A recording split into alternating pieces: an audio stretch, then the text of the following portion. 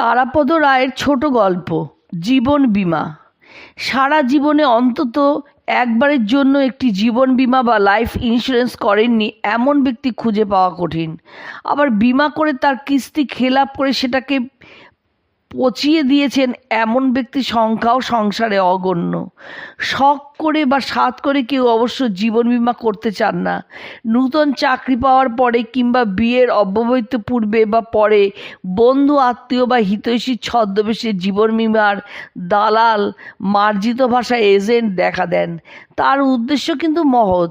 তিনি অনিত্য মানব জীবনের বিপুল অনিশ্চয়তাকে সম্পর্কে তার গ্রাহককে দিনের পর দিন প্রাঞ্জলভাবে অবহিত করেন এবং মাসে যৎসামান্য 100-2 টাকা গুনলেই সে দুম করে হঠাৎ মরে গিয়ে 50,000 টাকার ন্যায্য অধিকার অর্জন করা সম্ভব, সেই সৌভাগ্যের দিকে গ্রাহকের দৃষ্টি আকর্ষণ করতে থাকেন।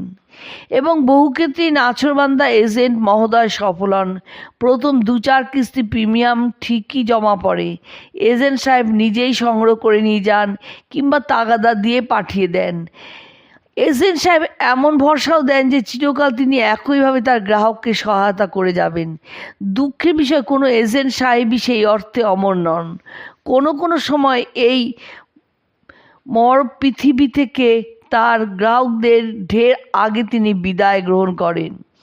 কখনো তিনি অন্য পেশায় চলে যান, আবার কখনো পাড়া বা শহর বদল করে দূরের মানুষ হয়ে যান। পুরনো গ্রাহকদের তত্ত্ব তালাশ তার পক্ষে আর করা সম্ভব হয় না। এদিকে অভিভাবকহীন গ্রাহক বেচারা তাগিদের এবং আসন্ন মৃত্যুর আশঙ্কায় অভাবে তদুপরি আয়ের চেয়ে ব্যয় ক্রমাগত বেড়ে যাওয়ায় কিস্তির খেলাপ করতে থাকেন। তা হোক, বিমার কিস্তি যত খেলাপ হবে ততই গ্রাহকের ক্ষতি, কিন্তু খেলাপ কিস্তির উপরেই নির্ভর করছে বিমার ব্যবসা। যত বেশি গ্রাহক কিস্তি খেলাপ করবে, যত বেশি বিমার পলিসি পচে যাবে বা দায়বদ্ধ হয়ে যাবে, ততই রমরমা, ততই জমজমাট হবে বিমার ব্যবসা। এসব অনেক কাল আগের ব্যাপার। তার আগেও এক বিদেশি বলেছিলেন, জীবন বিমা করেছো বলে তোমার স্ত্রী হয়তো আপত্তি করতে পারেন, কিন্তু তোমার বিধবা কিছুতেই আপত্তি করবেন না। জীবন বীমা নিয়ে হাজার রকম মজার ছড়া এবং গল্প প্রচলিত আছে, তার অধিকাংশই বিমার এজেন্টদের নিয়ে।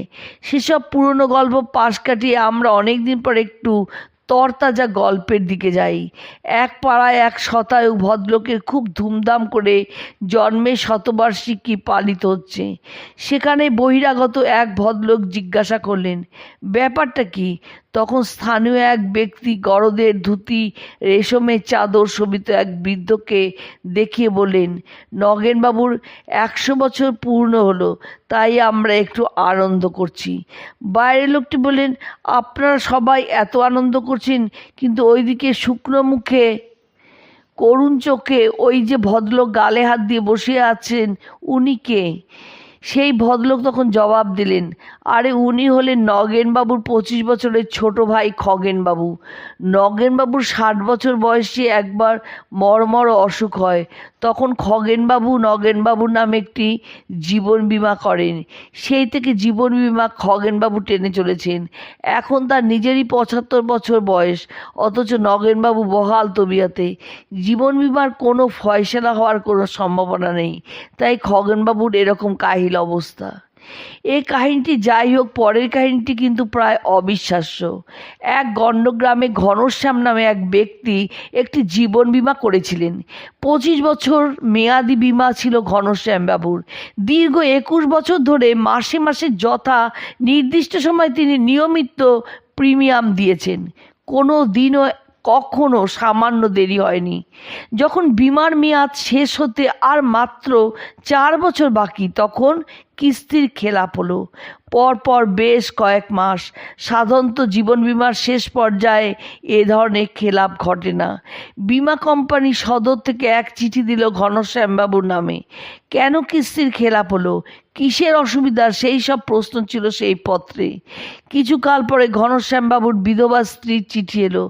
অত্যন্ত দুঃখে সেই চিঠিতে বিধবা জানিয়েছেন যে আজ প্রায় বছরখানেক হলো ঘনশ্যামবাবু মারা গেছেন। তিনিই ছিলেন তার সংসারের একমাত্র উপার্জনকারী।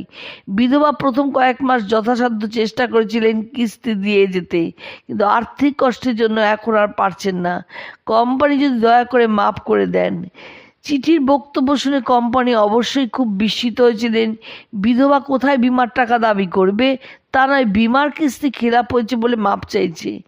অন্য এক বিধবার গল্প বলি। স্বামীর মৃত্যুতে তিনি মর্মাহত হয়েছিলেন। তারপর যখন দেখা গেল তার স্বামী তার জন্য 1,00,000 টাকার জীবন বিমা রেখে গেছেন, তিনি শাড়ির আঁচল দিয়ে চোখ মুছতে মুছতে বললেন, কিন্তু ওকে আমি এত ভালোবাসতাম, উনি আমাকে এমন শূন্য, এমন ফাঁকা করে ফেলে চলে গেলেন। এই 1,00,000 টাকার থেকে 50,000 টাকা দিয়ে যদি ওকে ফিরে পাওয়া যেত, আমি কত সুখী হতাম। উপসংহার: একটি দুর্ঘটনা বিমার বিজ্ঞাপন। হালিশহরের নরহরি চক্রবর্তী গতকাল সকালে একটি দুর্ঘটনা বিমা করেন এবং সন্ধ্যাবেলাতেই শিয়ালদা স্টেশনে চলন্ত ট্রেনে উঠে বাড়ি ফিরতে গিয়ে পড়ে গিয়ে সামনের দিকের 4টি দাঁত ভাঙে এবং মাথা ফেটে যায়। এই দুর্ঘটনার জন্য আজকেই আমাদের কোম্পানি তাকে 400 টাকা ক্ষতিপূরণ দিয়েছে। আপনিও অবিলম্বে দুর্ঘটনা বিমা করে ফেলুন। নরহরিবাবুর মতো সৌভাগ্য আপনারও তো হতে পারে, নিশ্চয়ই পারে।